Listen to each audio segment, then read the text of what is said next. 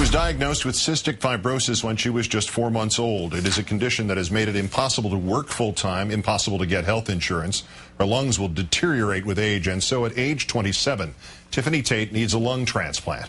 But in our third story, if all that were not enough, add one new obstacle, because Tiffany Tate lives in Arizona, and she is just the latest person to fall victim to Governor Jan Brewer and the death panel. She joins me in a moment. As we have reported on this NewsHour, Governor Brewer and state Republican lawmakers have cut funding for Arizona's Medicaid program Access, thus denying life-saving organ transplants to low-income patients. Governor Brewer calls the program a Cadillac plan and has defended her death panel by explaining that transplants qualify as Cadillac and optional care. Tell that to the families of Francisco Felix and Randy Shepard. Both men were stripped of their state Medicaid coverage. Now they're trying to cobble together hundreds of thousands of dollars for the organ transplants they need. You, our viewers, have stepped up to help those men, giving over $110,000 to the National Transplant Assistance Fund on their behalf. The organization helps raise money for transplants, giving Francisco Felix, Randy Shepard, and the woman you're about to meet, Tiffany Tate, some hope. You can donate to one of their funds or to anyone's at ntafund.org, and the number 800-642-8399. Joining me now, as promised, Tiffany Tate. She's been denied money for the lung transplant by the state of Arizona. Thanks for some of your time tonight, Tiffany. Thank you for having me. First off, how are you feeling? I'm doing pretty good. Winter time is a little bit harder for me, but I'm definitely hanging in there. You were an avid athlete in high school, and you're now a volunteer coach with the high school girls basketball team. So obviously, in spite of this diagnosis, you've tried to lead as active a life as possible. But can you give us a sense of how this disease, how cystic fibrosis has affected you and your family? Well, I didn't, when I was younger, I, was born with it basically, and, it's a genetic disease. So, when I was younger, I didn't really feel the effects. I knew I had to do breathing treatments every day.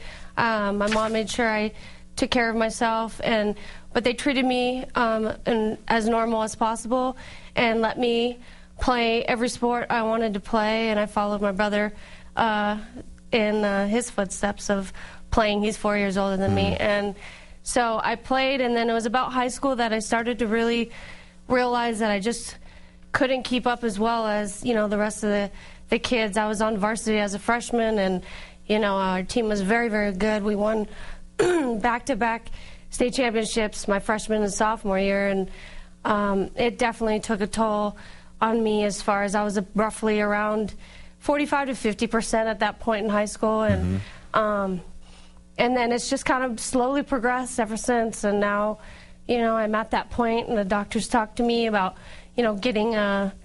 possibly getting a lung transplant, because I'm at that point in my lung capacity. I'm only at roughly 25% lung capacity left. Wow. So, yeah, that's... So they put you on this list in April, and then in August you get this letter from the Access people, the local Medicaid, telling you that you would no longer be covered. Can you give us some sense of what that letter felt like to receive? Yeah, I got the letter. It was incorrect, the letter that we got. They said they weren't going to cover my liver transplant, which would be great. I'm not asking for a liver transplant, but it was tough. It was tough because from April to August, I really got to talk to a lot of transplant survivors and a lot of people that just said how amazing they feel after transplant and the life that they get to live after transplant, being able to hike and do all those things. It got me really excited to know that I was going to be able to get my new lungs and do things that I've never done. And, to hear that was absolutely devastating, to know that I wasn't going to, I wasn't going to get it. So. The governor, although there has been a lot of motion in Arizona towards going back and putting everybody who was taken off the list, and 100 or so people who were taken off these lists, putting them back on, the governor has refused to call the special legislative session to reverse the decision now, and she defended the budget cut, and the statement was the state only has so much money. You have the floor. Is there anything you'd like to say to her or to the members of the legislature in Arizona? I just want to ask, where in the budgets, where is that more important than a human's life? I don't think it has to be more expansive than that. Last point, a positive point. Your basketball team has been extraordinarily supportive of you. Again, you have the floor. What would you like to say to your girls? I'm just blessed to be a part of the Seton community at Seton Catholic High School.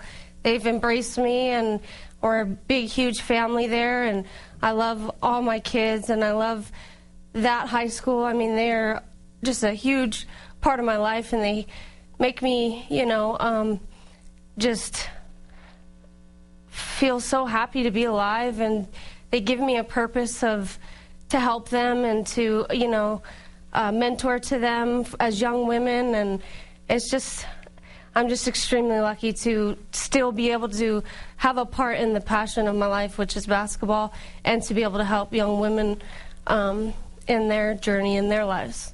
Tiffany Tate, the assistant girls basketball coach at Seton Catholic Prep. I don't know what to say besides thanking you for being so forthright and public about this, and on behalf of our viewers, to wish you the best. Oh, thank you so much for having me on the show. Of course.